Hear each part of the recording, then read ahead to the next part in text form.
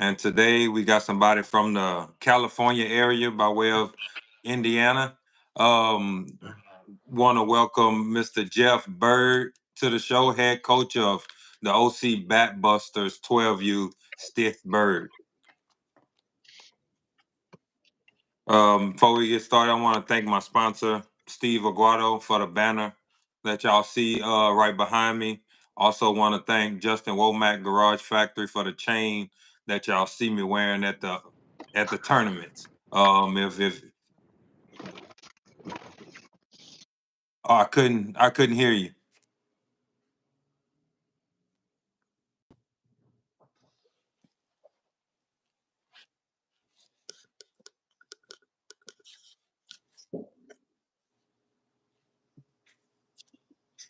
I think I can hear you now. Okay, yeah. Yeah, I don't know what's. Yeah, I've lost you. Sorry, so I apologize. I didn't hear anything you said after you said Indiana. Oh, no worries, man. It's all good. Technical difficulties. It That's it. happens. It happens. But want to welcome Mr. Jeff Byrd to the show. Head coach of the OC Batbusters 12U, Stith Byrd. Before we get started, I want to thank my sponsors, Steve Aguado for the banner you see behind me, Justin Womack for the chain y'all see me wearing at the tournament. If anybody need a turnover chain, a MVP chain, any kind of chain y'all need, Justin Womack is the guy. Garage Factory for the Facebook. That'll be the guy y'all need. But again, welcome Mr. Jeff Byrd to the show. Thank you very much for having me. I appreciate it. Oh yeah, man. First, want to start off talk about your upbringing and the sports you played growing up. Well, actually, no problem. I was born in Indiana. I played football, baseball, basketball, all the way up through high school. Obviously, it's kind of changed a little bit these days, where you're starting to see more single sport athletes at a younger age, which I'm not a huge fan of. But when we played, when I played, you played baseball and baseball season, basketball and basketball season, and football season. And you never ran those three or four sports together. You added in soccer for some others, and so. But I played all the way up. Grew up. I came out to Southern California at the age of 10 years old, fourth grade. Been out in Southern California ever since, and played football all the way through college. I played football at Stanford, and now the only way I can fulfill my competitive fever is to coach young girls, because I'm too old and too injured to do any of those things anymore myself. So going to Stanford, is that the reason why you in California did after school you just stayed there? I did. I take that back. So I moved to Southern California at about 10 years old, been here ever Okay. since. I actually went to Columbia University first, right out of high school, played in the Ivy League for a year, and then transferred to Stanford. I just wanted a boy with the long story, but I just wanted, obviously, out of high school, I didn't want a red shirt, and I was told I was going to red shirt at Stanford, so I didn't want a red shirt. So I went off to Columbia, realized that wasn't quite the level of competition I was looking for, transferred back to Stanford with Coach Bill Walsh, and then played 4 years after that, after my redshirt year. Okay, man. How was it? Just like you say, you didn't want a red shirt at first, so you went to the other college, Columbia, and then you ended up back at Stanford. Like, how was it? Back then, having to choose. Like, now they can just jump in the transfer portal and Right. take off. So, how was it that you made the decision, to go to Columbia and then eventually make it back to Stanford? Frankly, it happened because coming out of high school, believe it or not, I'm not a big guy, but I was the number one running back in the state of California coming out statistically.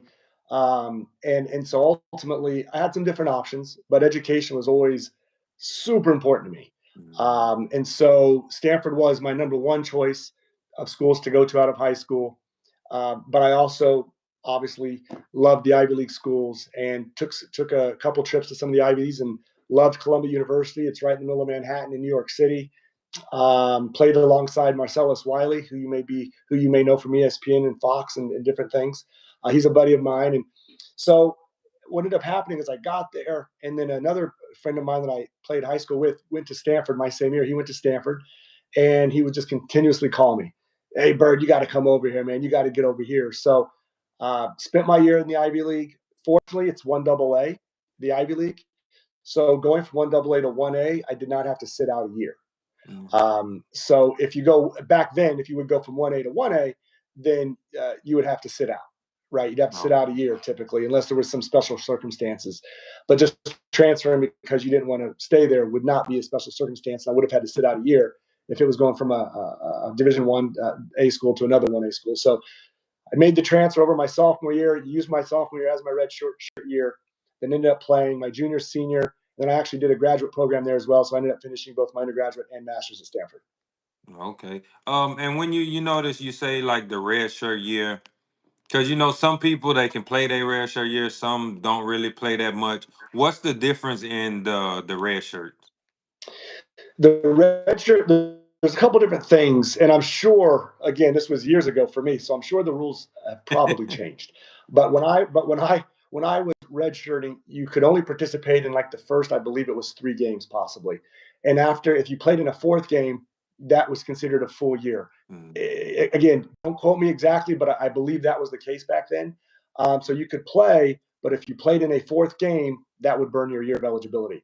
So and when you're redshirting, you still practice with the team, and actually, I traveled the entire year with the team to all the away games in case running back in front of me, or a couple of them that would have taken at that point to yeah. get hurt, then I would have been thrown in the game, and I would have lost my redshirt year. But that never happened, so I had a great time. Stanford was able to travel all over the country. We played at Notre Dame. We did a lot of fun things playing in at that time the Pac-10. Obviously, the Pac-12 doesn't even exist anymore. So great time, a lot of fun, a lot of fantastic memories, a lot of lifelong friends and people that are now very high up in different companies and in the political world as well. So Mhm. a lot of good things came out of that. Okay, okay. That's man, that's something, big time, right? Playing for It was fun. Stanford. Stanford is I know it's very good high, D1 school, but I know the academics is real high at Stanford. It is, and that's why for we had about a 10 or 12 year run when Jim Harbaugh took over our program, and then leading into David Shaw, where we had a really good run. Christian McCaffrey, Andrew Luck, I could name off 25 other players where we were in the top five. And for Stanford football, that's not common for us, right? Because unfortunately at Stanford, it's not like a lot of other universities where if you're a football player or you're an athlete, they put you on a pedestal. It's almost the opposite. It's like, oh, we're here to be a rocket scientist. I'm here to be an astrophysicist. I'm here, and you're here playing football and not understand that a lot of the guys I played with are now surgeons and top attorneys across the country. And these are all guys that used to line up and smash people. So Mhm. Stanford's a unique place where you can definitely find extremely intelligent people, but are also super good at whatever particular sport they happen to be playing in. So it's really, in my opinion, the best combination of athletics and academics you can find in the country, Mhm. where you can get a top in the country and also play on a top five team in the country on any given year. But I will tell you, the NIL and the transfer portal has killed Stanford football, and I'm really concerned about how we're ever going to be able to compete with that because our administration will not pay the players. Mhm. We're too proud. It's about education. We're not giving anybody $1 million or $2 million to come play quarterback. And the transfer portal to transfer into Stanford out of another university or a junior college, for example, that is a very, very tough hill to climb. And it's not Mhm. it's not very common. We maybe get one transfer a year, and that's it. Oh wow. Yeah. Yeah, Yeah, these days they paying these kids a crazy amount of money. they Like it's do. just insane. Like was it that one quarterback got like $10 million to go play at Michigan? Like, man. Yes. Yeah, that's crazy. I mean, we'll see how long this lasts. But that's life-changing money. It's life-changing money, and, Mhm. and you can't blame the kids. I know a lot of people now are angry with the kids and the parents and the families, and you can't be, right? I No. mean, the landscape Mhm. has changed. And if you're going to hand a kid $10 million at 18 years old to go play quarterback and the other school's offering 5 million, I'm going where they're going to give me It's 10 yep. because you've got to protect your asset, which is yourself. Yep, and that's exactly what they're doing too. That this is no more like to me, it's like it's good that the playing field has evened out because you Right. always have those same schools that's be winning, winning, winning now. And I'm an Alabama fan, so I hate it, but at the same time, it's like it makes college football more interesting.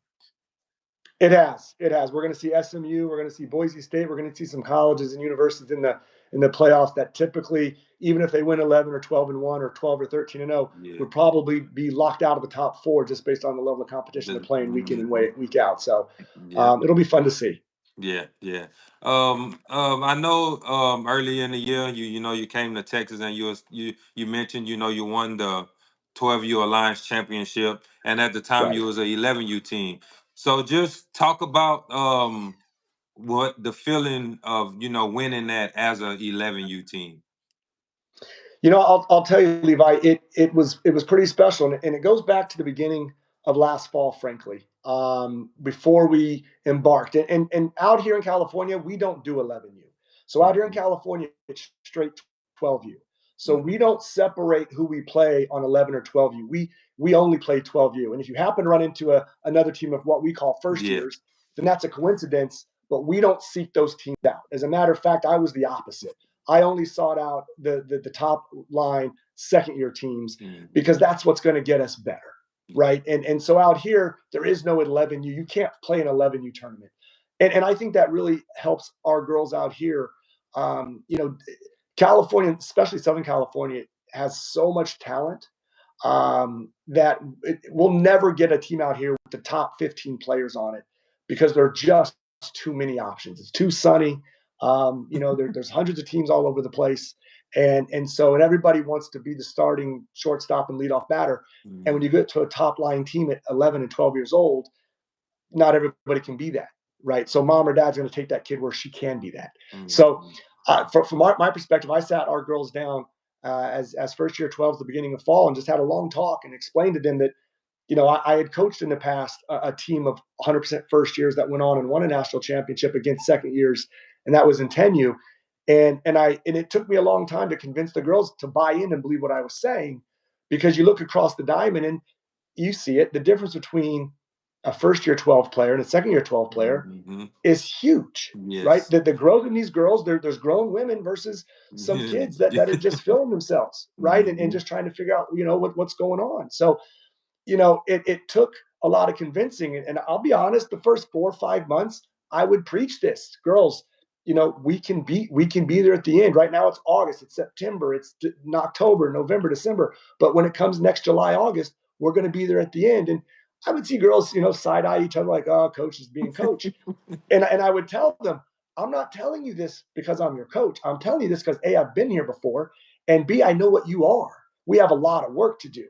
And to beat these bigger, stronger, faster teams, which they all are, it's just physics, right? Someone who's 5'8", 150 is going to be more powerful than a kid that's 5'2", 88 pounds. It's just Yeah. physics. So, Mhm. but I just kept impressing upon them the way we're going to beat those teams. We have to do everything else perfect. If you're asked to bunt, you got to lay it down. And you got to know how to play catch. We got to play catch, right? We can't. You can't win. You can't get deep in tournaments. You can't win games if we can't play catch. Yeah. And we have to have super high softball IQ and on the bases. So there are just some things that, frankly, this year, second year 12s, we can get away. We can get away with our mistakes and still beat people because now we're the bigger, faster, stronger team, Yeah. and we can get away with making those mistakes. And I'm always crystal clear to call that out after the game to the girls. Like, hey, girls, listen, yeah, we may have just won 7-0, but there were three things that in a tight game could have cost us this game. And here's what they are. Here's what we need to improve on. Right. So Mhm. going into last year, understanding where we were and looking at the girls just from a physicality perspective, understanding we're not where these other teams are going to be, right? These are kids that are going to be, by the time we play them in July and August, 13 and a half, Yeah. right? Because they turn 13 in July or February. By August, they're closer to 14 than they are 14. Yep. 13, right? Mhm. So, ultimately, I think we rounded. We did really well in fall, playing all the top teams. All of our losses were to top end second year teams, which again we only got blown out once, which was fortunate, and we got it handed to us 10-0 one game last fall. I thought there'd be more of that, frankly, but there Mhm. wasn't. And so by the time we got into April and we went out to Oklahoma in June, we won a top club tournament in June as a first year team. So as the girls really started to say, hey, coach may be right. We may be able to, and of course our girls too, from September to July also got bigger and stronger. Now, Yeah. they're still not as big and strong as as the girls that are almost 14, Yeah. but we're still now strong enough to hit the line shots and the gaps, right? They're getting to the wall, or they're going off the wall now, where maybe back in September we couldn't quite push the ball that far.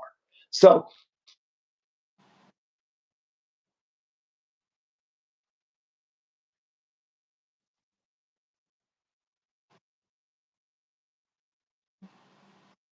formatted clearly is the best format for a national championship. It's formatted after the Women's College World Series. Maybe we'll get into this later, but I mean, I played in the PGF National Championship game at tens, and I don't like the format. I don't like going through a whole quote unquote double elimination tourney. Then you get to the final, it's not double elimination anymore, right? If it's double elimination, it's double elimination, in my opinion. Yeah, right? I agree with that. So the alliance is you've got regionals where you double elimination. You could lose a game and still qualify for super regionals. Then you get to super regionals. You could lose a game, still qualify for the Elite Eight. Get to Elite Eight. You could possibly lose a game, still qualify for the Final Four because you keep resetting your record at 0-0 when you get to the next level. Okay. So then when you get to the finals, it's the best of 3. So if you go through that gauntlet, you're the best team. And I said this to my girls before we went to that tournament, believing we could get deep into the tournament. Did I firmly believe we were going to win that tournament? I thought we could get to the end, but winning was going to be a challenge just because we're facing some big, strong kids from all over the country, and we typically never got over that hump in terms of beating an elite second-year team. We beat a couple on the way, but not in a tournament of this magnitude, right? And so we would always get knocked off by that one run, or the last inning we would make a first-year mistake. We lean off third base, get doubled up on a line drive to third, and if the time runs at third, and we lose by a run to a high-end second-year team that went on and did very good things. Random things like that would happen. So we got there, and it really meant a lot to the girls. We're the first-year team to ever win, an Alliance championship, and a lot, except for at 18s. Obviously, 18s you have repeat champions because those girls are playing from the 14, 15, 16, 17. A lot of those girls have back-to-backs. Yeah. But in 12s and things like that, it's really, really hard because if you go back in history of PGF or anything else, it's always a second-year team that wins those tournaments, right? You'll see that good first-year team that made a good run, but man, they got knocked out in the quarterfinal because that big, strong team just knocked them out when, So it meant a lot to us. Okay, that's good, man. I mean, I didn't know. That was my first time even hearing, how the format was for the Alliance. Right. I didn't know it was kind of like just like the softball World Series. But that's interesting because, like you said, it's better than just doing just a double elimination tournament and then boom, lose a game, you go undefeated, and then championship game you lose, and that's it. So I mean, and I think it should be an if game. A lot of people don't like if game, but I guess in a tournament like that, it should be an if game because then you have some of these tournaments, random tournaments, and they are most of them, a lot of them have if games, and then it's like, what, we got to play? Right. I just think, what, the girls work so hard for so long, for so many months to get to the very end. I think they're allowed to have one bad game, right? And if you can have one bad game, what the Alliance does is says, okay, you got to beat them 2 out of 3 times. So the best team's going to win that series. Yeah. Right? Because if you say, oh, we had 2 bad games, well, then that's on you. You lost. That's on you. Right? That's on you. You lost. But if you go through through PGF undefeated or any tournament in particular, and you lose one game, and a lot of times in PGF, the team will come out with a loss and beat the team with no losses, and you're both have one loss, and they're the champion, right? And so, the Alliance, I think, is a phenomenal tournament the way it's formatted. Like I said, now typically teams that lose in the regionals and lose the super regionals and lose a game in Elite Eight, and lose a game in Final Four, that's typically not a team that's going to end up winning at the end anyway. But my point is, it allows a team through the course of 7 days of a lot of softball. We played 13 games in 7 days. And by the way, the Alliance are 7-inning games. 7-inning, every game, 7 innings. So it really shows the depth of your team. It shows you can't just have one pitcher. It shows you can't just have a couple kids that are hot at the plate. You have to have a good lineup from top to bottom, and you have to be a deep team to win Alliance. And that's what I like so much about it. And so, if I had the choice to play either, I would still play Alliance now, just because of the formatting of the tournament and how it's operated. Okay, and y'all will be back to take y'all crown back in the alliance this summer. We are going to. We're going to try. That's the idea. Look, I mean, it's a unique position to be coming back with my team. Obviously, people are aware now of who we are and what we've accomplished, and so the target on the back clearly is there. We'll play friendlies. I won't name who, but we played a friendly recently, and the team we were playing batted straight nine, and they had 18 kids on the roster, and In it's the a friendly, friendly? in a friendly. Oh wow. They want to beat us, right? And I like that, because our girls always have to be on high alert, right? Because we understand, even in a friendly, that they're going to go to school the next day. It's going to be posted on IG, Mm. that we took them down. And so what that does is it allows my girls to always keep that high competitive edge. And so it's stressful for them, I'm sure, but we run in the red, we run hot a lot. We go but I believe that winning is a culture. I believe that you can't just turn it on and off like a switch. I believe if we played the friendlies half ass, for example, and lost half the friendlies and won half the friendlies, I think girls can get used to losing too much. I think that then when it comes time for a tournament game and times get tough, a girl can look at her teammate and say, "Man, we've lost 25 games so far this season. This is just going to happen to us again." And so we do run a little bit hot, and we do try to win the games when we're on the field. Now, of course, we're going to switch lineups. We're going to move girls around the infield. We're going to pitch different pitchers. Mm-hmm. But that pitcher who's pitching, no matter who it is, she's expected to perform and expected to lead our team to a victory. Our defense, whoever's behind that pitcher, if my shortstop's playing second, my second baseman's playing center field, my center fielder's out, whoever's in is expected to perform at a high level. And we're at a point where, fortunately, we have that group of girls where I've gone into tournaments and games where I've literally batted 12 through one, and I just flipped the line. I don't care, in a bracket game. Mm-hmm. I don't care, because that's the confidence I have in the girls, that we're deep enough that there is no cliff. There's no fall off. We should be able to handle our business regardless of where we are in the lineup. Yeah. No, I agree with that. I mean, there's always time, that girl that bat last, a lot of time they think, they being punished for batting last. So it's good to see what it feels like to be the leadoff batter. When really the leadoff batter is most of the time the leadoff batter only one time. It's Correct. random when they lead off again in another inning. Most of the time it's the beginning of the game, you're the leadoff batter, and then it switches goes. You never know who's gonna be the leadoff batter throughout the game. So, but at the same time, it's good for them, mentally. Okay, I'm the first batter in the lineup. Okay, maybe I need to do this. Maybe they need to, get their self mentally focused. Back in Yes. our day, the mental stuff it didn't exist. Now, No. like I mean, it was a real thing back in our day, but you couldn't go to anybody and like, man, I don't do this. Now it's like, okay, like you got to make sure these girls are mentally focused on everything. Look, the game has changed. I'll tell you right now, the girls that I coach, and look, I was a good athlete. I played on really good teams growing up at 9, 10, 11, 12.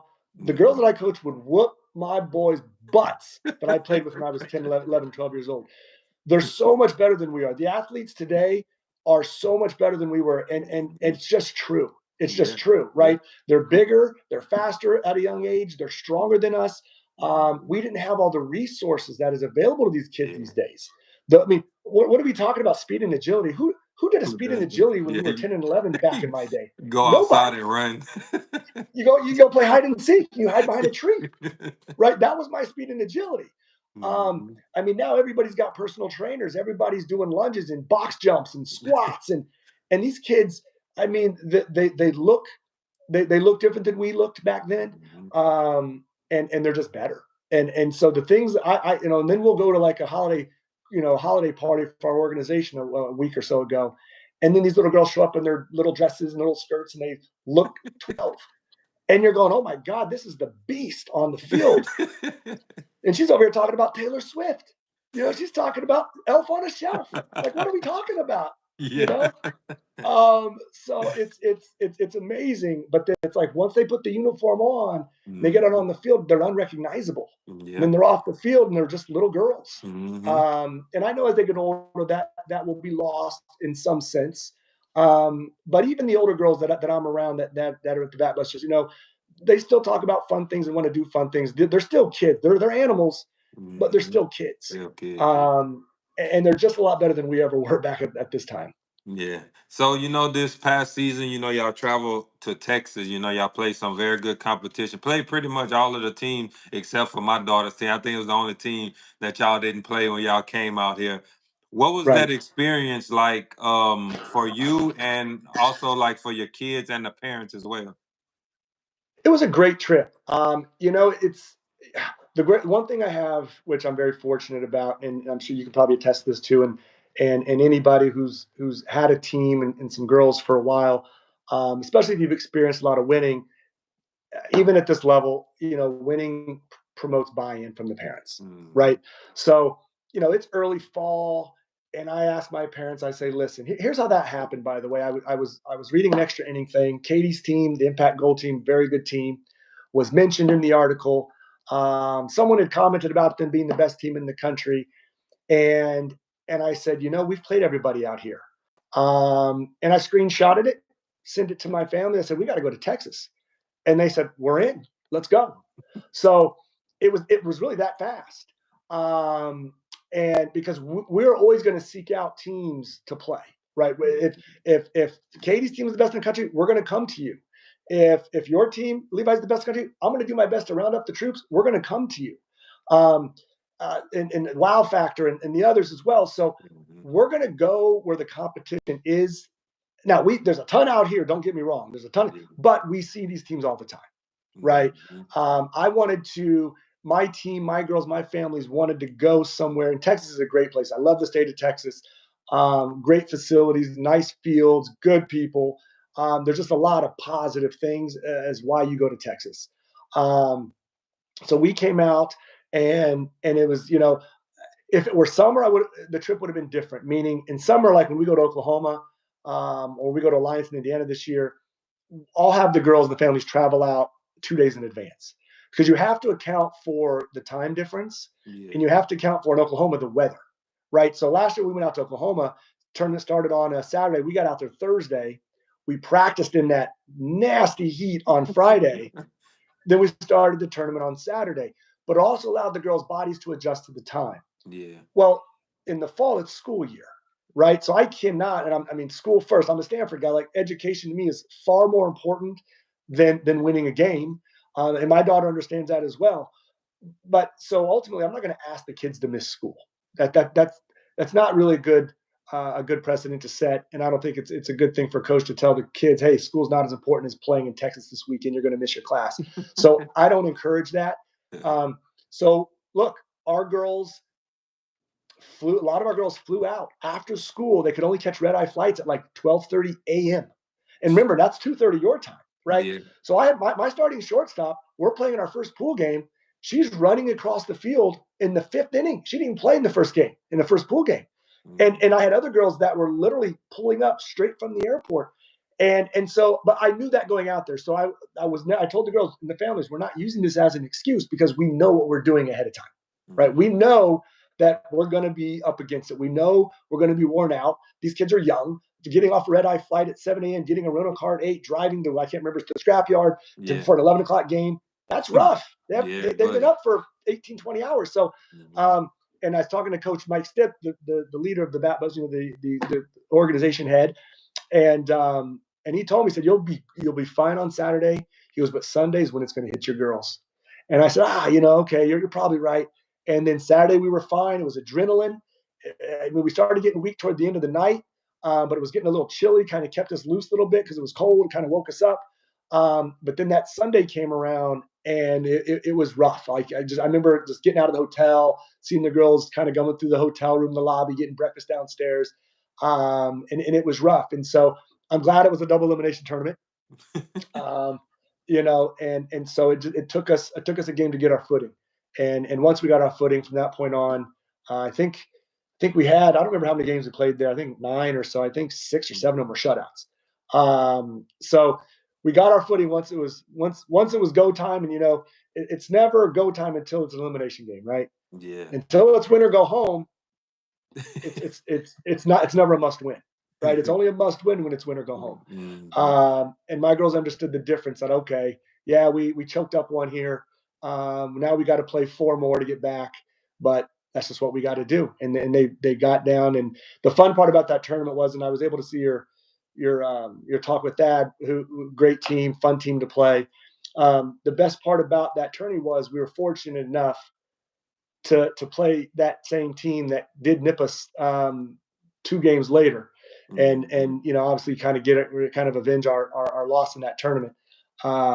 And then we finished it off by winning the tournament, which was fun, and the girls and the families loved it. Yeah, and it was good because was it right? I mean, yeah, I know it sucks for me to walk up to you and be like, "Hey, would you like to do an interview with me right after right, right Oh, after y'all lost?"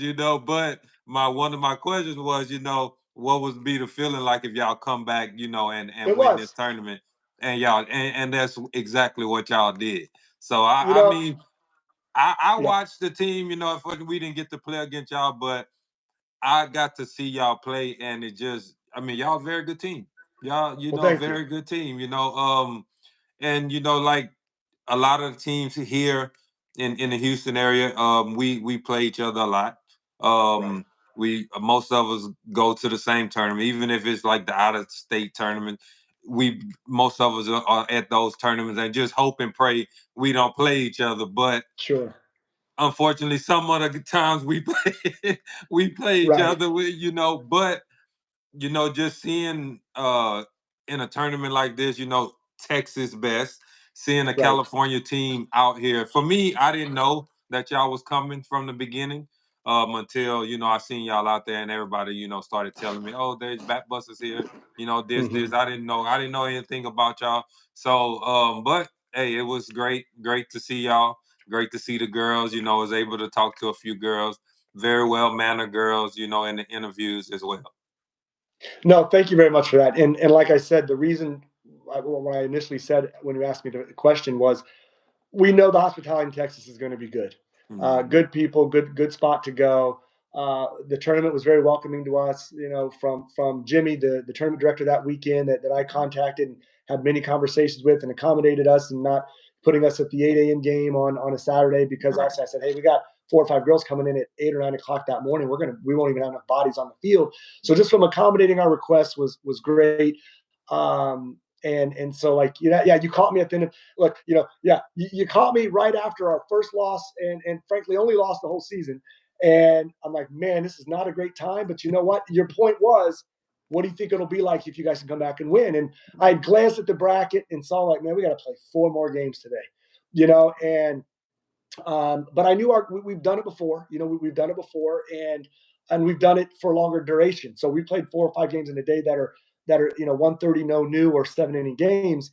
So our girls, in terms of their physical fitness and their ability to finish those types of games, I knew we would make it. I just wanted to be able to test the will of our girls that day and say, okay, we lost one, because frankly, we were trying to go undefeated all fall. Our goal was to finish up fall undefeated. But it was a very well placed loss. He was able to use that loss all season long to remind the girls that at any day, at any time, this can happen. That was a game. It was 3-1 in the last inning. We Mhm. were winning. We had 2 outs, 2 strikes. We struck the girl out. We had to drop third, and we kind of froze up. Didn't throw the ball to first. A little dink over the first base. Next thing you know, it's 4-3. And so that's how fast things can unravel on you, right? Mhm. We catch the third strike, the game's over. But if the game's over, we don't get to play wow factor. Probably we might not get to play impact gold. Right. So the way that it worked, I couldn't have drawn it out any better, because Mhm. we got to avenge the loss against the Bombers, which I think ended up being a 7-0 game when we beat them back. Then we got to play impact gold, and then we got to play wow factor, and then Yeah. we got to finish it off in the championship. So Mhm. the script probably was written the best way possible for us. I got to take a loss, but we didn't have to lose a tournament, and Mhm. was able to use that loss all season long to motivate the girls to keep grinding and keep going. Because, when you win games periodically, 15-0, 12-0, 18-0, it's sometimes difficult to create the energy for the girls and motivate them when they look across the diamond and know that we might beat this team by 2 touchdowns, right? And so these types of well placed losses can definitely help that. You're right. You're right. It's always good to, take some losses too. A lot of teams, they like to set schedules to where they're just winning and winning and winning and winning, Right. and then they take a loss and they don't really know how to react. So apparently Correct. y'all, even though y'all win a lot, you was able to take the loss and keep on rolling. For sure, for sure. No, Hmm. absolutely. Like I said, and I think for us, it started last year in fall when we're playing all the top second year teams in our area, and we also went out of state last year and to play to find the good second year teams, and we did take losses. Hmm. And so, but those are all character building, especially as a first year group, and the pressure obviously is a lot higher now. A, because we're coming back as repeat national champions, but B, now we're the big kids. Now we're the big kids. We're the second year kids, and so now, like I said, I explained the straight nine in a friendly. So those types of things are the things that we encounter now, but that's okay because that allows my team to keep that edge, as I was saying, keep that fire. So, of course, I tell the girls, I say, girls, look at this. They have 18 girls in the dugout, 9 are batting. This is their Super Bowl. This is their Super Bowl. They're like, I'm like, yeah, it's a Sunday at 5 p.m. and it's a friendly, but it's their Super Bowl. We Hmm. can't let them win, and we'll go out and we'll do our best to not let that happen. Yeah, that's crazy that they that they're doing. Cause like my daughter team, Katie in the chat, she said great team. Looking forward to seeing y'all. Shout out Katie Cave. But like we have friendlies against them, but we like everybody back. We switch pitchers every inning. Like you know what I mean. If we need a stop, they stop and go talk to the players. If certain situations happen, so to have 18 girls in bat nine, just really trying to win a friendly, it is kind of crazy. It is crazy, and we do the same as well. We bat everybody in friendlies. Hmm. We switch positions. Of course, all of our pitchers are getting innings Hmm. throughout the day. But it's fun either way. It's fun. But yeah, we try to do things the right way for sure. Yeah. So when I saw your girls, right, I was actually talking to Jimmy Greer at the time, and we was just talking, watching y'all play, and like doing the warm ups between the innings. Y'all like they look real smooth when they doing the defense. Warming up between the innings. How much do y'all work on like defensive fundamentals in practices? A lot. So my team's schedule is pretty crazy. Monday nights we have a team fielding class with Mike Stith. Just our team does. Tuesdays a lot of them go to their own fielding clinic or their own fielding coach and outfielding coaches. Wednesday, actually, I have a team practice. So a lot of times in travel, teams girls are coming from so far they don't have but only one practice on a Saturday. We practice on Wednesday nights for 3 hours because all my girls are, well, 11 of my 13 girls are local enough. 2 girls can't make it; they're too far. Um, Thursdays we're back at the facility, and then Fridays they're expected to do their own thing. Saturdays we're practicing again, and then Sundays we're playing. So fundamentals, I would say, is the majority of what we do. Bucket drills, coming through the ball, playing catch. You have to be able to play catch, right? Especially in 12s.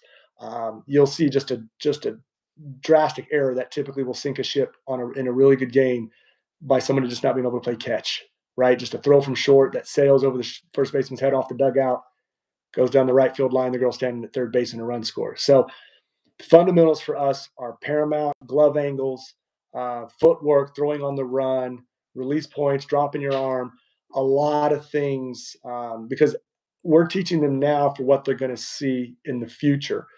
The field doesn't get bigger like it does in baseball for little boys, Right. right? So the bases are still 60 feet when these girls are 18 years old running down to first base in 2.5 seconds. So we're teaching them now about glove angles and arm angles and communicating on the field, and third baseman cutting off the shortstop every time she can possibly do it. That's her ball. Although the shortstop will make the play and throw the girl out. Now that won't happen at second year 14s. That girl's going to beat that out by 2 steps, right? Mhm. So we work on fundamentals a lot. Okay. Yeah, I mean, it's a great thing to work on fundamentals to start off, and I think everybody should always work on fundamentals. Right. throughout the whole time you playing softball. As like now they have the professional for the girls. So, and I'm pretty sure they work on fundamentals there as well.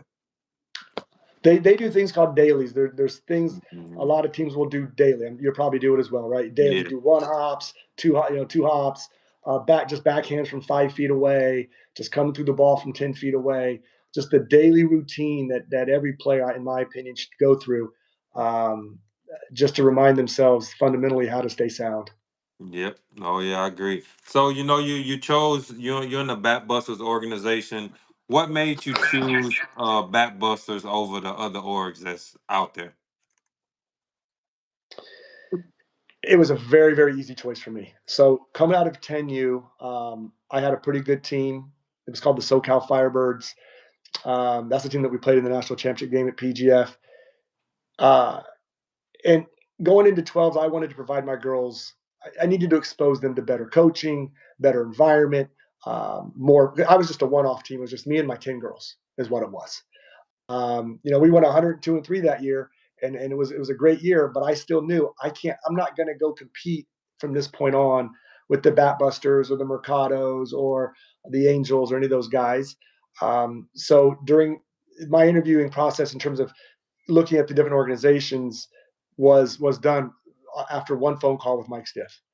I went to the Batbuster is the only organization around here that has a facility, and this is a phenomenal facility, huge, huge facility, multiple batting cages, a huge area for speed and agility. Paid trainers are there to work out with the girls every day. Huge weight room, pitching stalls. They do infielding classes there, and seeing girls that are 9 years old in the same workout classes with girls that are going to Oklahoma. Like when I went there for the first time, Chiari Jennings was in there because she was back from school. Brito was in there. So there are so many girls. Mike and Batbusters put a lot of girls to Division One. Oklahoma. You look at the Oklahoma roster now. Last year I think there were 6 or 7 Batbuster kids from OC Batbusters, from Mike's team in particular. So just hearing him talk, he's been doing this a long time. In my opinion, the best in the business. I believe he's got more college All Americans than all the other organizations combined. So the organization is deep, and it's got from the top very, very good coaching. His daughter Katie is there as well, Katie Stith, and so the facility, the organization, the way it's run and operated, the proximity to where we all are, it was a no brainer. I don't my type of different organizations coach differently, right? I'm not going to handpick different organizations, but there's some organizations I just won't fit in. I don't fit into. I don't badger the kids. I'm not going to scream at the kid from the dugout. I'm not going to yank you mid inning for an error and humiliate you and embarrass you and watch you run from center field all the way to the dugout because you made a mistake. These kids are 11 and 12 years old, right? I believe they have to like their coach at this level to want to keep playing. You can still be strict and firm and teach and guide and still be, terse when you have to. But there's a difference between being a good coach and belittling a 10 or 11-year-old girl and watching her run from the outfield all the way to the dugout because she made a mistake. I'm just not a believer in that. So a lot of organizations do that type of stuff. I don't. And so it was easy for me to understand that wasn't where I was going. Okay, okay, that's interesting, But like you said, it's weird that some coaches just they try to get the kids to be scared of them. Where Correct. and then you have these little girls playing scared. When they play scared, that just means they gonna make more mistakes. That like just let them play. Like coach, take them to the side, talk to them. Hey, this and that. Don't try to be that coach. Just Right. yelling and trying to make people seem like you're a good coach. Yelling don't make you a good coach. Correct. Agreed. Mhm. I agree. Yeah. 100%.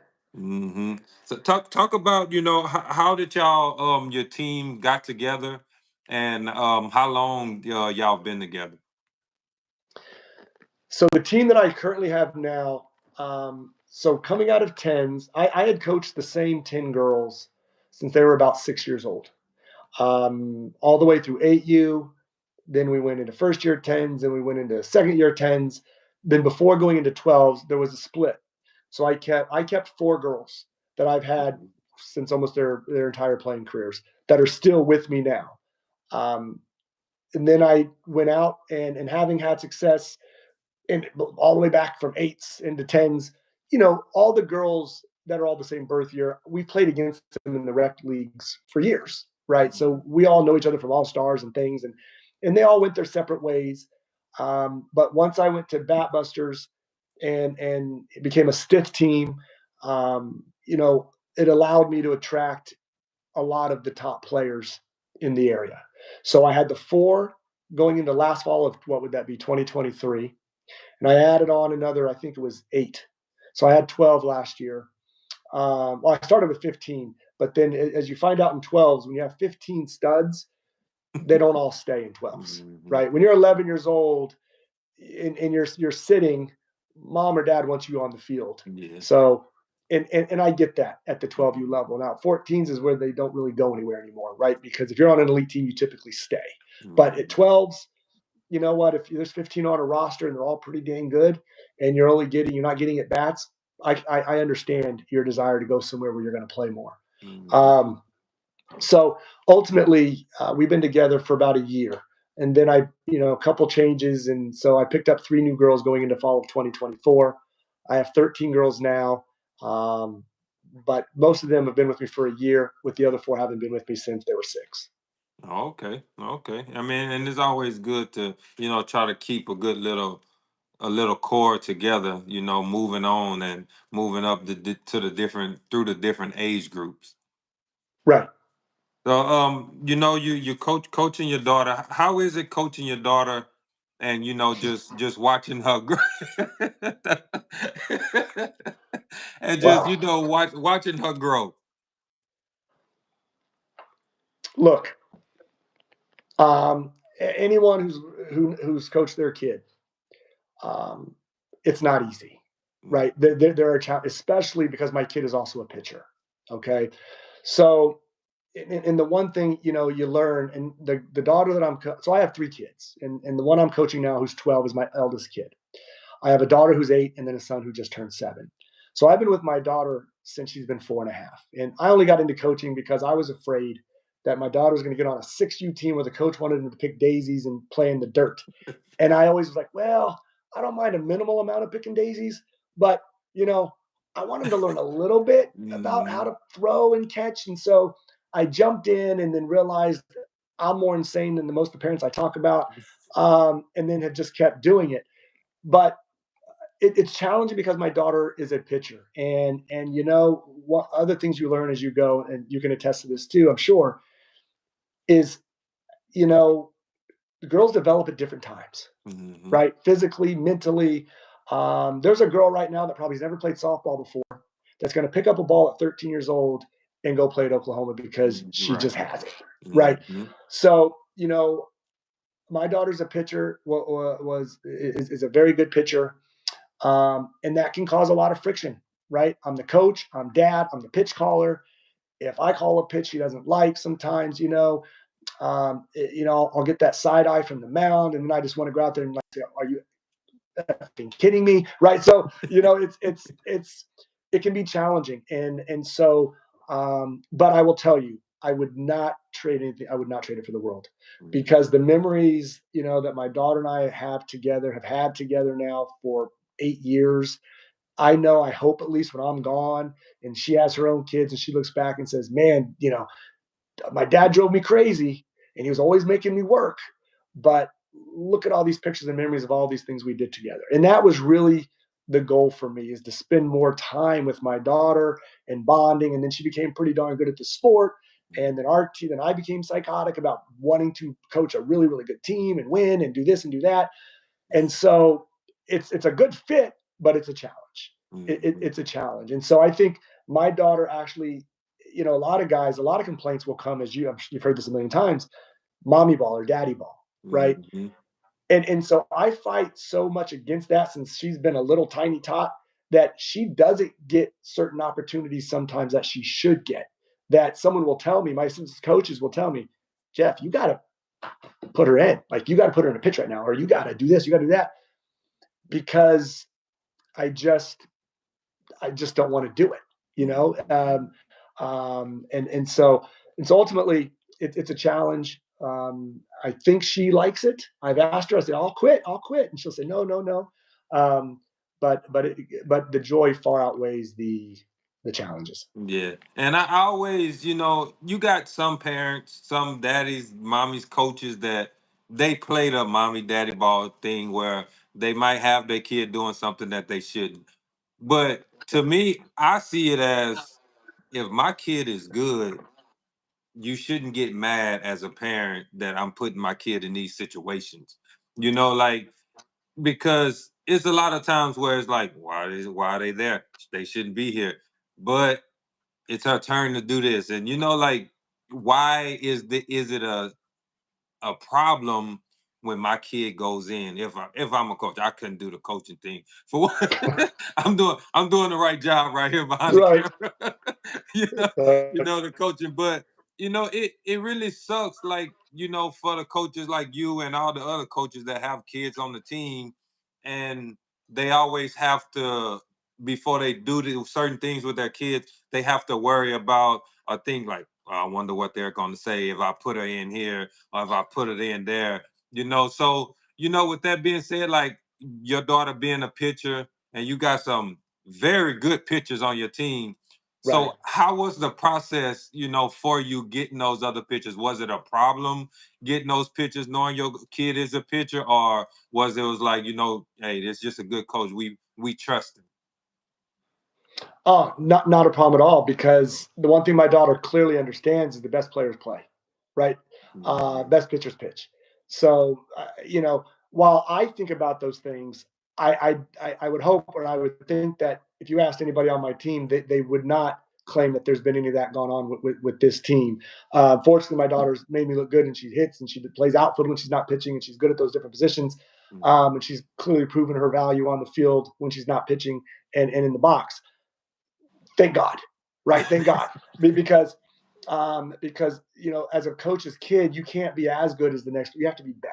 Like, you have to kind of just do a little things a little bit better, because if you're batting 500, she's batting 500. Well, why is she in? Which you just got to be careful, right? But in terms of pitching, so our number one pitcher is a girl named Taylor Goodwin. Okay, she came to me during COVID. I was one of those coaches during COVID. I admit it. My kids were 7 years old. And out in California, a little bit different than Texas, I'll put it that way. We were shut down. Okay, we were shut down a little bit. So, but there were a lot of us that were like, we're going to play. So there were these bootleg tournaments all over Southern California, tournaments, games, and I posted an ad on Facebook, looking, trying to build a team, and like a travel ad for 7 and 8-year-olds, which is asinine, right? But my goal wasn't to build a dominant 8U travel team.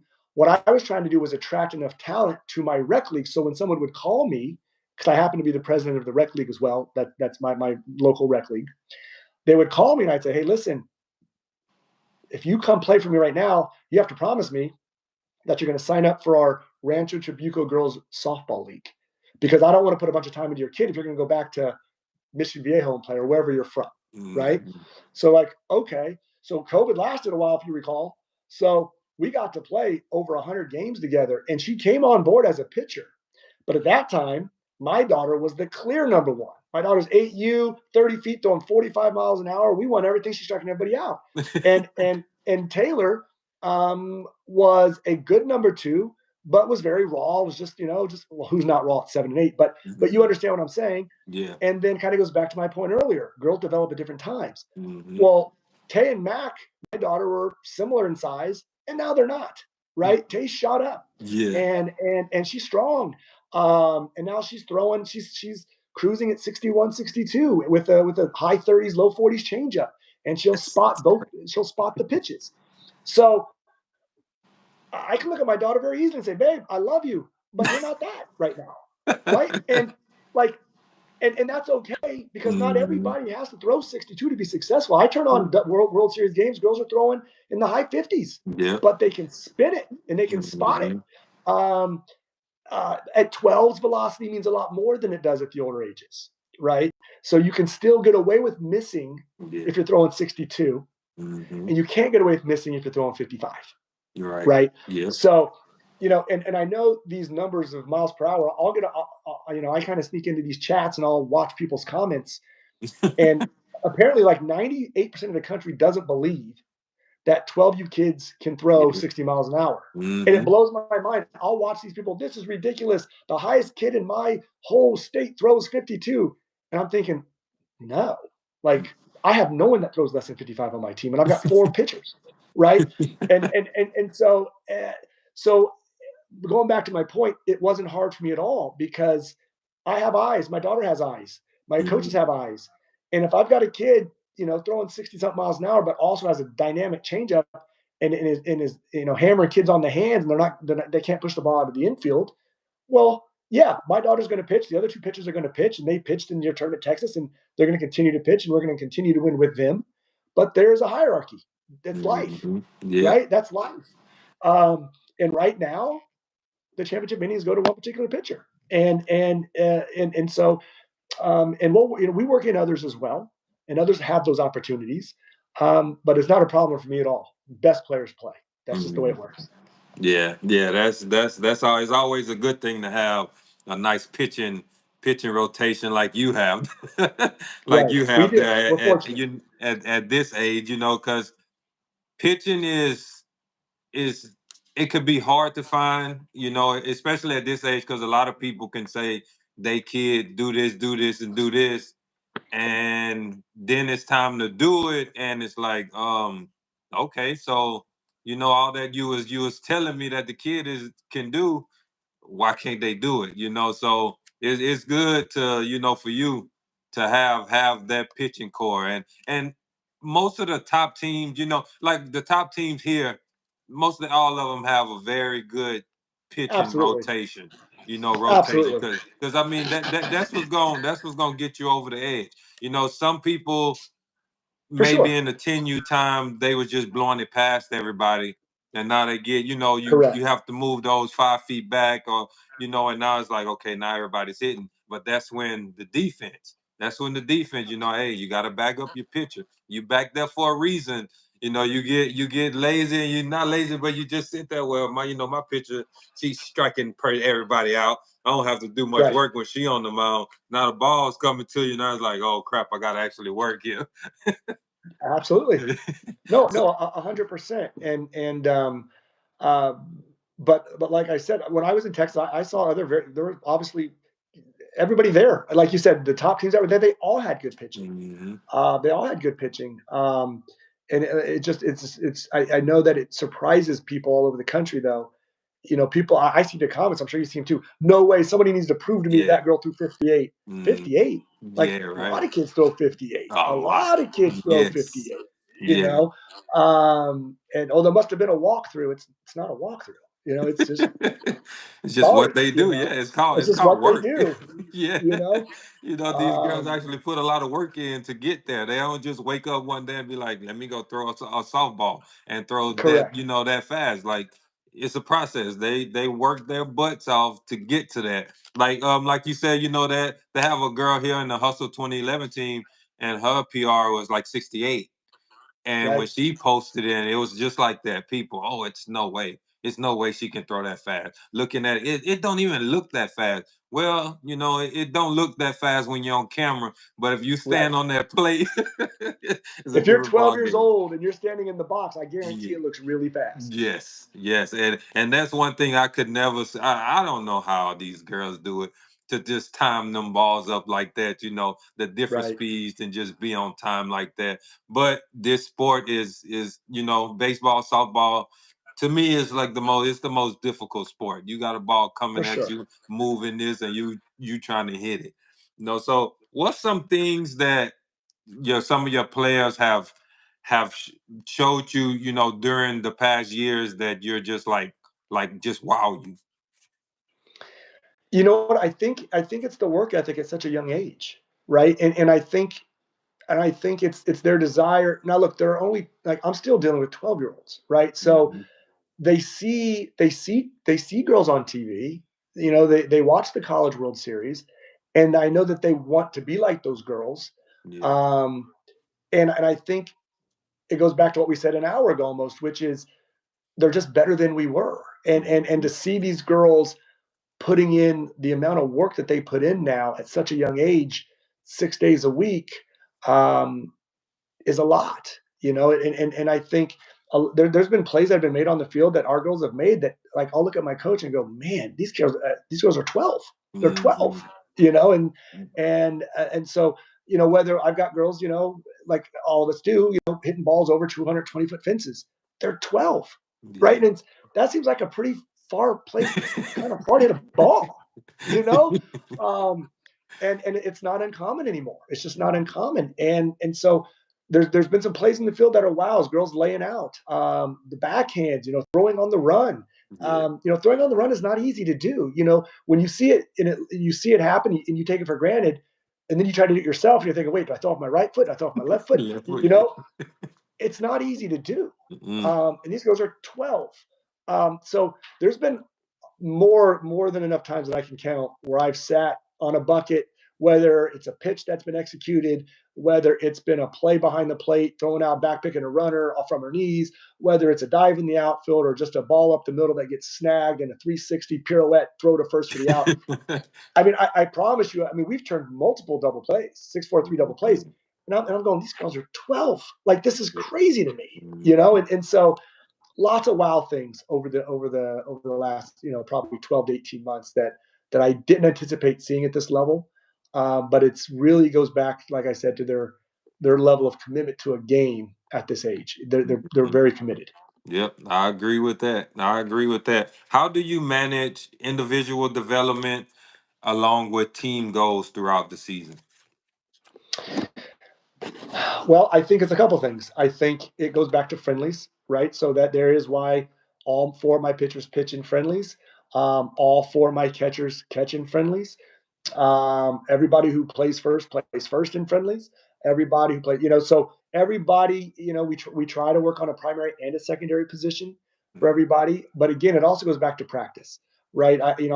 Practice is very important, right? And going back to last fall, kind of leading into, when we ended up winning the Alliance, one of the things I told the girls also, other than, hey, I think we could be there at the end, my reasoning and rationale for that was we practice every Wednesday for 3 hours. 90% of travel teams don't practice during the week. So I said, girls, by the time the Alliance comes around next summer, we will have practiced 41 weeks. That's over 120 more hours of practice than our opponents are going to have when they go to play us. Now, we need that because they're bigger, they're faster, they're stronger. So we need every advantage and edge we can get. The only thing we can do, because I can't make you grow, I can't make you, we can work out, but I can't physically help you do that. We have to just work harder. We have to practice more. One of the best quotes I love is, I was watching, actually the baseball guy, but he said, he's looking at a bunch of boys and he said, guys, if you want to hit more, you have to hit more. Right? It's very simple. It's very simple. And so we hit for an hour and a half every practice.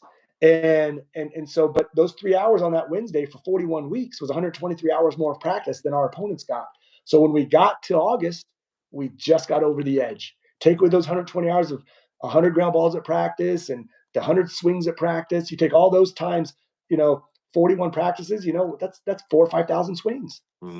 So it's just a lot. And so that's, and then we do the things at the facility with our fielding classes and hitting, coaches and stuff like that. But that's how you work on player development, is practice and just being more accessible for the girls. I make myself accessible for the girls. We practice, like I said, more than I think mostly more than most, not everybody, but we practice more than most. And then making that, so therefore when we get to games, I'm comfortable as a coach saying, okay, I can put this girl in this position because I've seen her for 120 hours of extra practice throughout the year. I know she's going to perform there because I've seen it, or I know she can hit in this spot because I've seen it. And my biggest thing for me is always just letting the girls know when you get to a high level team that's really good, 1 through 10 or 1 through 9, however many you're batting, it doesn't matter where you bat. Everybody gets caught up on that little detail. I still deal with it to this day, right? It's like you assume because when you're little, you put the kids who stink in the outfield, Mm-hmm. right? When you're 8 years Yeah. old, 7 years old, oh, put Sally out in right field. Pray to God the ball Mm-hmm. don't go there. Now athletes in the outfield, Yep. right? Um, oh God, put the worst hitter at 9. No, you got to have a smart hitter at 9.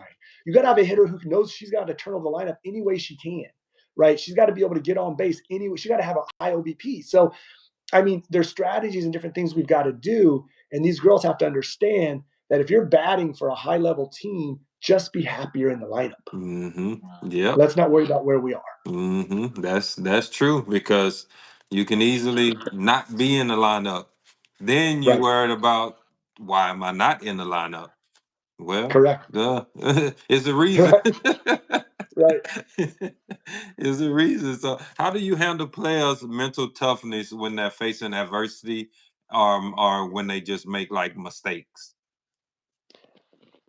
It's a challenge, right? I don't know if you deal with it on your team, but on my team, not making excuses for these kids, but I will say it's kind of a double edged sword, Mm-hmm. right? Because when you go 41-1 and you win every tournament you play in, which we just did this past fall, when you win the national championship as first years and everyone's telling you how great you are and you feel that pressure, and then you go out and you play a game of failure and you get out 6 out of 10 times, not realizing that that's really really good if you're batting like that's a really good day if you're batting 400. Um, you know the tears can sometimes creep into the dugout, right? And so you know we've tried different things, right? Because the girls are so competitive, and it's not an excuse, but I give them a little leeway. Like I give them a little leeway because they're 12 years old, right? They're 12 years old, and they're experiencing an immense amount of pressure for 12 years old. We don't remember when we were 12. We played a game, we went home, and then we did whatever it is we did. We didn't live and breathe the sport 12 months a year. Mm-hmm. We played different things. We did different things. So we just have to keep reminding the girls, we try to pick up our teammates. We'll run polls. We run polls if girls are crying. If a girl gets out and cries in the dugout and cries, I see tears, they run polls after the game, right? Because it's not trying to, like, I'm not trying to do a cause and effect, like you make mistake, you run. It's not that you made the mistake. It's that we have to handle the mistake emotionally a little bit better, right? Because that is something I've dealt with all my teams from a young age, because all these teams have had such a high amount of success that they haven't dealt with a ton of failure. So when they do fail, they don't fail very well, and they don't handle it well. And we have to get better at that. And that is a constant topic of discussion for me with my girls, sitting around when they're sitting on their butts or on a knee, and I'm standing up talking to them at the end of a game, at the end of a practice. We talk about that all the time. Girls, I don't mind you get upset. Go to the corner of the dugout, take your helmet off, and just bite your tongue. And if you want to yell a curse word inside in your head, yell it. Mm-hmm. But we can't have you being a distraction, right? We can't have other girls saying, "It's okay, Sally. It's okay. Yeah. You tried your best," because now you're putting the focus on you and taking it away from the team. Mm-hmm. And we still battle it to this day. I'm not going to lie. It is an issue. I think it has an issue with being 12. I think it has an issue with bodies changing, minds changing, hormones changing. There's a lot going on at this level. I think it has to do with just not experiencing a ton of failure. So I think there's a lot of factors. So I try not to be too hard on them, but at the same time, letting them understand, hey, you got out, man. Your team's winning 10-0. Why are you upset? Yeah. Like, that's selfish. That's selfish, Mm-hmm. right? But it is a constant battle. 100% it's a battle. Oh yeah, yeah. Because I mean, it's just, and then at the same time, they just put pressure on themselves because they expect themselves. They have high expectations, so they expect Correct. themselves to just be perfect. Girls, women, Yeah. they like to be perfect. And they don't understand completely. They understand a little bit, but not all the way. That it's not this sport especially. This is 30%, and yeah, you doing good, but Right. at this level at 30%, they don't think that it's good, Correct. but You get to college, you batting 400, batting 375, and you're in the fourth and fifth hole. you Right. know, but Yeah. here, Sally want to bat 700, 800, and then Yeah. then she's happy. They bat three, four That's hundred. right. Not only are they not happy, but when mommy or daddy look at the game changer and see that, then they're like, hold on, we paying all this money for these lessons during the week. Yeah, and that's one thing I do tell the girls as well. I say, girls, they're all going to lessons too, right? Mhm. That pitcher goes to pitching lessons. She's pitching 4 to 5 times a week, just like you are. Yeah. She's trying to get you out like you're trying to hit her. Mm-hmm. This time she won. I mean, these girls are also good at what they do, right? I mean, that girl that fielded the ball and threw you out, she goes to practice too. She's Mm-hmm. also going to a fielding class and she's being taught the right way how to do things. So, or if she got a hit off you, well, she also goes to hitting lessons. Mm-hmm. Like, Yep. so it's just, and look, I'll keep saying the same thing over and over to them, and eventually, maybe as they get older, it will sink in. And it's gotten better. It's gotten better for us. Um, but but um, but the emotional aspect of the game is pretty tough on 12-year-olds. Mm-hmm. Oh yeah, for sure. So we was talking about your pitches a while. So you got some flamethrowers, and going into the tournament, you have an idea of who gonna pitch first, and then I don't know if you have a pitching rotation or not. But going into the tournament, if you have a rotation, do it change throughout? Maybe you see one girl doing certain things, and maybe as a team you plan and you feel like this girl can be better get against this team. Do you have that them type of conflicts on your team with your pitchers? No, you know what? I change it up all the time. Mhm. Typically, because I did, with your last podcast with that, I know you had mentioned, and he had mentioned that you guys don't do research. I think you said you don't even have Game Changer on your phone. No. Um, I do, and so I like to know what I'm walking into. Mhm. And there's two different ways to skin a cat, right? You can do it either way, and your way works, and my way has worked, because it helps me set my rotation. If I'm going in and playing a team that's 38-3, or I'm going to play a team that's 3-38, that's going to have an impact on who I pitch that game, right? Mhm. Um, and if I look at their box scores and they're giving up 10 runs a game, that's going to impact because we're going to score. I know we're going to score runs, right? So now I can throw anybody. So, I mean, ultimately, my rotation, I feel very confident in all my pitchers, and it's not coach speak. It's really not. It's not just the pitchers I have a lot of confidence in. I do, but it's the defense. Even my flamethrower, we'll win games in 7 innings. She'll have 5 strikeouts. Well, we put 21 outs on 7 innings, so that means we had 16 outs in the field. So we play defense, and it goes back to my earlier conversation about playing catch, right? We play a lot of catch. We do a lot of playing catch drills. We field the ball. We work on fundamentals. We practice more. So I'm comfortable. I'm comfortable with balls in play. A lot of teams aren't comfortable with balls in play when they have that flamethrower pitcher. Mhm. Because when we run bases, we're going to put pressure on you. We're going to make you play catch. And I'll risk an out at home or at third early in a game to see if you can play catch. So, you know, I just feel that the rotation is based on who we're playing, and who we've got coming. I don't save anybody for tomorrow because you got to make it to that day. You have to make it to Mhm. tomorrow, Yeah. right? I'll worry about tomorrow. Right Tomorrow. now, I'm worried about today. You Mhm. know, and if we have strong defense and a strong offense, then we typically will be okay regardless of who's on the mound. Yep, I agree with that. So, how important is it to not only have great athletes with positive attitudes, but to have a great coaching staff and also a great parents in the stands? It's all important. It is definitely all important. You can. I'm fortunate, um, to have both. I've had it the other way where toward the end of a PGF run, things started to sour a little bit with some of the families. Mhm. Um, and it definitely, because they don't understand, these kids hear the conversations at home, right? If they're having these conversations at the dinner table and Sally's sitting there and she's only 10 or 11, you don't think she's listening. She is listening, Mhm. right? And she's going to come to the field with a little bit of anxiety or a little bit of angst, against or for whomever the parents at home were chatting about, right? So I can tell you that it is important at this level to have camaraderie amongst the girls and to rid yourself of the cancers in the families, right? As much as it sucks to say, "Oh, I don't care," it's travel. It does matter Yeah. because these girls are currently playing for fun, right? As I said earlier, they've got to want to go to practice. They've got to enjoy their coach. They have to respect, but also like, I believe, to really be super successful. If I had half my team say, "I absolutely hate Coach Jeff," I'm not going to get out of what I need to get out of them to succeed. Yeah. The minute I challenge them, they're going to be like, and shut down, Mm-hmm. right? So still at this level, we go to pizza parties after.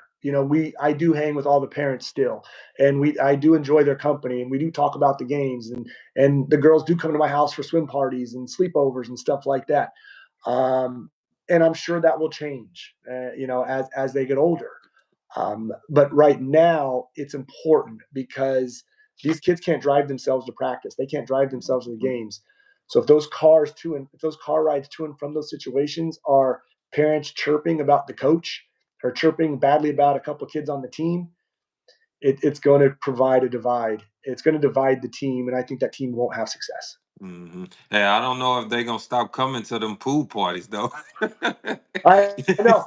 Hey, we enjoy the pool parties. Yeah, because Yeah, you in Southern California, right? we are. Oh, y'all got the We best are. weather out there. We are. Yeah, we are. We live in Orange County. I live about 35 minutes or so, 40 south of Disneyland. So I'm in South Orange County personally, and then most everybody else is in or about the area. We're all within about an hour, hour and a half of each other. Okay, okay.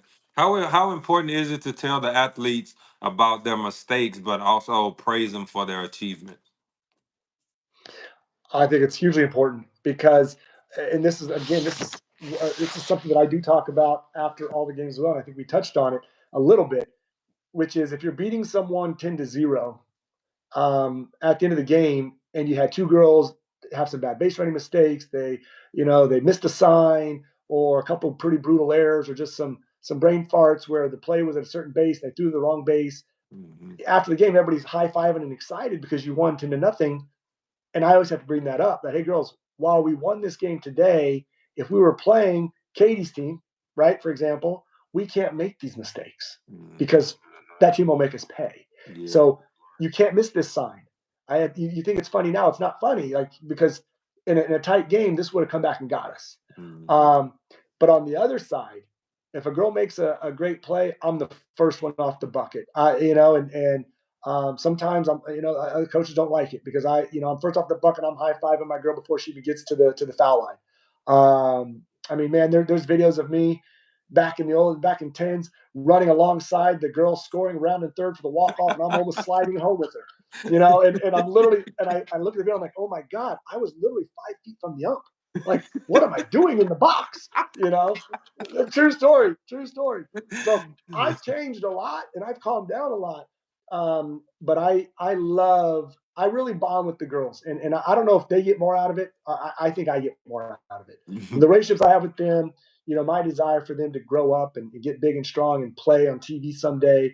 I look forward to being that dude on the couch, turning on a game with my wife. And like, man, remember when she played for us back in 10U or 12U, and now she's out there for Florida or Oklahoma or whatever. That's my goal. That would be my goal, to have that happen. And I think praise goes a long way. Again, it goes back to not yanking a kid and embarrassing them and demeaning them. I'm the opposite. I'm a positive reinforcement person more than a "you suck, sit out, think about what you did" person. Hmm. Um, because I don't. It's just my take. I don't like it. It's just not the way I do it. Yeah, but I mean, and the sucky part about you being happy for your players, that's because that's basically what it is.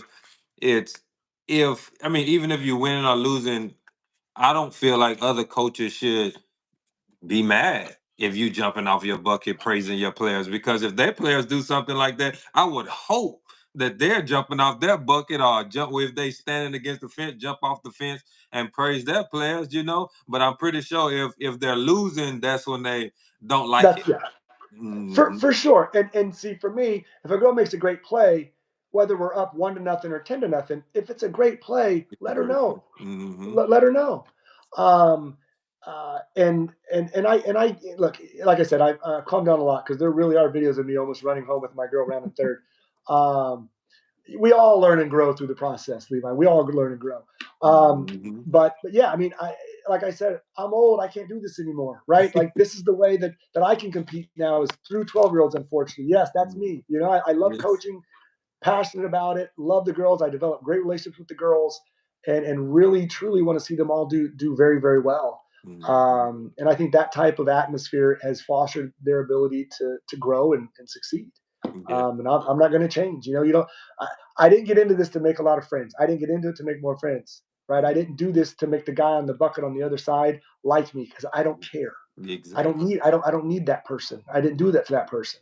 I did it for the 12, 13 girls in my dugout. And if they feed off me, then I'm gonna keep doing what I do to let them feed off that. Yep, I agree. I agree. What has been the most memorable moment since you started coaching?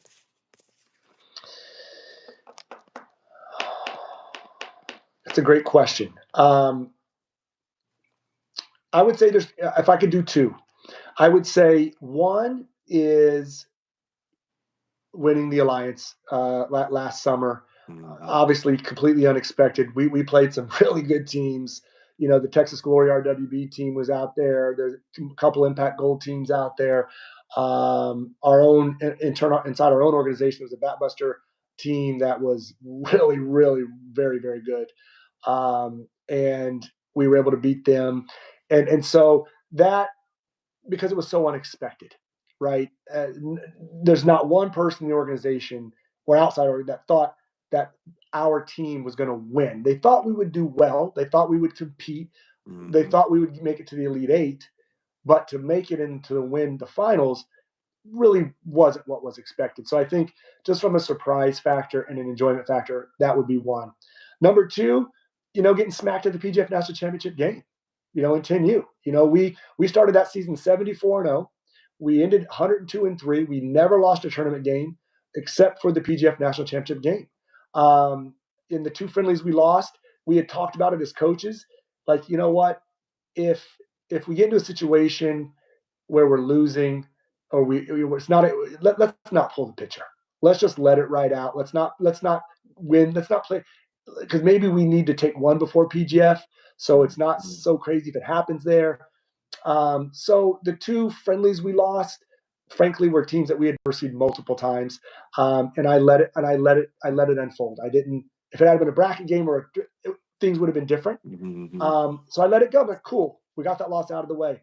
But we had never lost a pool game, a tournament game until the PGF National Championship game on TV, and that was memorable because the four girls I currently have on my team now were on that team, and they were also on the same team though the year prior as first year tens. We were the first year team in USA softball history to win states and nationals as a first year team in California.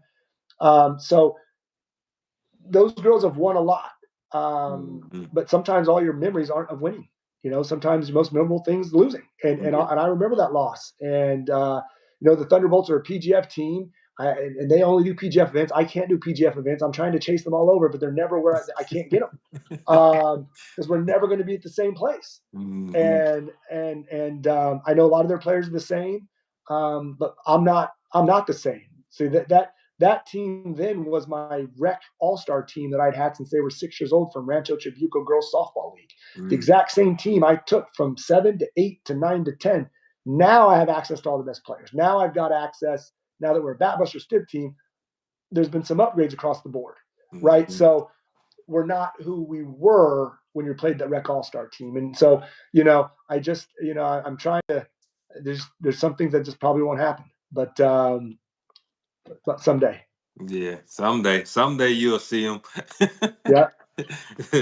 What's one thing you can do that can make you a better coach than you already are? Probably let go of some responsibility. I'm involved in everything, right? I'm involved in everything, and trusting others, right? Trusting others with a little bit more responsibility, right? A little bit of a control freak. I do control everything, from every practice drill, everything we do, from every minute of practice, every lineup, every pitching rotation, every pitch call. Um, do we bunt? Do we not bunt? Do we still? Do we not still? Every single thing, and so it's a lot. It's a lot, right? And my wife says it's going to kill me someday. But I would love to be more, to trust more. I think, not to get weird, but to be able to trust my coaches more, and with some certain decisions, and take a little bit load off me sometimes. Okay. What's some advice you would give your younger self? That it doesn't matter how great you are at 7. Understand that these girls are all going to develop at different times. Through, I have an 8-year-old daughter who's a very good player, a very, very good athlete. The second kid coming through, it's always the second one that's crazy and just psychotic and good, unbelievable at soccer and softball and flag football. It's crazy. I go to her games and it's peaceful because my wife coaches her, and I get to sit on a bucket in the outfield now, right? I get to relax. And if she loses, she loses. If they win, they win. She's 8, right? And so the advice I'd give myself back then is what older people told me who had gone through it before. When I thought 8U softball was the Women's College World Series, is it doesn't matter. It doesn't matter, right? And even 12s, it doesn't It matter. doesn't matter. It doesn't 14, matter. yeah, it don't. But when you're in the heat of the battle, it does matter, right? And then you leave, you're like, ooh, it really doesn't matter. But definitely, I'd give my younger self coaching 6U kids and counting outs in the dugout to make sure my team had more outs than the other 6U team gone against us. Like, take it easy, man. Like, take it easy. Half these kids aren't even going to be playing softball in 5 years. Half of them will. No one's going to remember this Saturday when when our 8U team won the midseason tournament in the rec league. No one's going to remember, right? No one's going to care. So my advice to myself would be chill out. Okay, yeah, that's that probably could be some good advice I can give my younger self as well. Right. I was the parent that I yelled at my kid in AU a lot, and Mm-hmm. I look back and I'm like, why? Like for Right. what? And now I mean I learned at an early good thing I learned at an early age, at an early age for her to just, let her play. She'll be a whole lot better when you just leave them alone. That's Right. one thing I learned. So my final question is, who would you like to see on the podcast? But you would have to help me get your answer on the podcast. Who would I like to see on the podcast? Man, I didn't know about this question. This is a good one.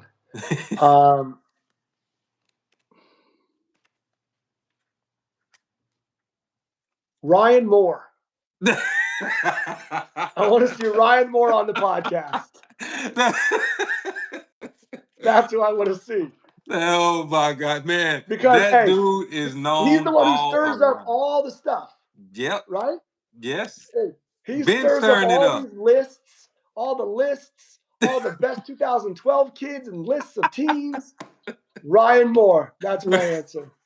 Hey, man, we get Ryan. Ryan is known. Ryan is in Georgia, and Yes. he's known all across the United States for Yes. softball in the 2012 age group. And he doesn't even coach. No, nope, he's a parent. Shout out Look, Ryan Moore, man. So Ryan Moore, he got me connected with Chris, who unfortunately yeah, got me connected with you. But man, Ryan Moore is that's just a name I've been hearing since 6U. I think I was second year 6U. Been hearing about that guy. So, but man, apparently he's a good guy. I never got to meet him, but I mean, we talk a lot. He bought one of my shirts. I mailed it to him in Georgia and everything. So nice. he's a really really good guy that I never met before. So hopefully I can meet him one day. You know, I've never met him in person, but he and I do message back and forth quite a bit. And it all Mhm. started because during COVID, um, he was posting Sway's 8U team was this and that and this and that. And see, out here in California, we do girl pitch in 8U. We're the only state apparently in the country Mm. that does girl pitch in Mhm. 8U.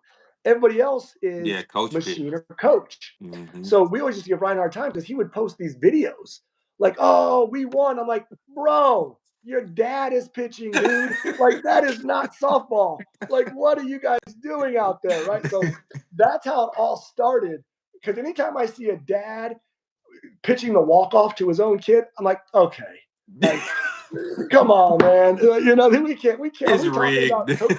No, this is coach pitch. Because you come out to California, you got to face a girl from 30 feet throwing 45 miles an hour. Good luck, you know. So Oh. that's how this whole thing started. Mhm. That's how we met Ryan was on it Yep. because he would, and then he's a good dude though. Then matter of Yeah. fact, I even tried to get Sway out to join my team for a tournament once, and he couldn't make it out. His Mhm. daughter. Um, but yeah, that's funny. No, That's yeah, funny. yeah, Ryan. And I met him basically the same way, talking smack and AU. Man, it was Yep. like it was just insane, man. But it was just, I mean, it was fun. It was fun because my daughter, they had a pretty good AU team, you know. So I mean, they went from 6U, they won, like they did like the Lil League World, the Pony World Series. They won. Right. Then in 8U, we went out to Florida and they won the World Series there. But it was always, we was always trying to find ways to meet up with Ryan team, and it just Mhm. never worked. Still to this day, it still haven't worked. Yeah, see. I thought they were going to the Sparkler because they signed up, and then he messaged me. Like, yeah, we're not going to the Sparkler now. We're not going Mhm. anymore. So they're not going out there. Yeah, Um, we were supposed to oh, you see guys him you in guys are going right? Arkansas. I don't know if we going to the Okay. Sparkle. I know we either we doing. I don't know if we doing the Tennessee, Colorado, or California this summer, but we Okay. doing one of them. Hopefully, Okay. I've been to Tennessee before. I mean, it's good, very good competition, but I just like to do something different. Sure. So Sure. we'll see. I don't know yet. I had talked to the coach actually like 2 days ago about it, and he's the same. He was like, I don't know yet. Okay. I'm trying to. I know we're gonna play a lot of the teams here. I want to go somewhere different, at least for Right. the final tournament of in the summer. So I mean, we'll see how it goes. Hopefully, my goal is to go to California. That's my goal for the summertime. Well, we'd love to have you out. Let me know for sure. Yeah, okay, man. Hey, man, I really appreciate it. Giving me your time, dropping your knowledge. Let me hear everything you got going on over there on the West Coast. Talk about your Batbusters. I It's appreciate it. always good, to talk to someone that I don't really, know personally. I talk to Sure. a lot of people that I kind of know, been knowing for a while. So it's always good to hear from somebody that I don't really know, on a personal level. So I really appreciate you giving me your time and being on the podcast. Not a problem. And I appreciate you inviting me on, using your platform.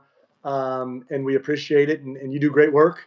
Thank you very Thank much you. for all you do for the girls. All right. Thank you, man. I really appreciate it. Have a good night. Not a problem. Thank you. You too. All right. All right. Bye bye. Bye bye.